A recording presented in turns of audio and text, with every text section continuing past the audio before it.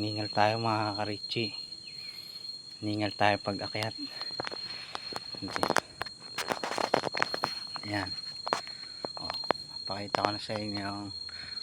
Ito na yung kabuuan na Pook ni Maria Makiling na grotto niya mga karichi. Ningal tayo pag pag akyat. Nandun yung isang grotto niya mga karichi. Tinaan natin kanina. Tapos sa baba naman nandun yung daanan mga sakyan papuntang UP mga karichi.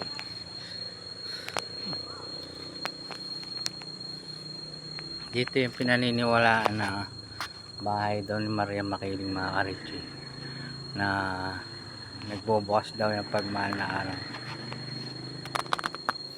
Thank you for watching.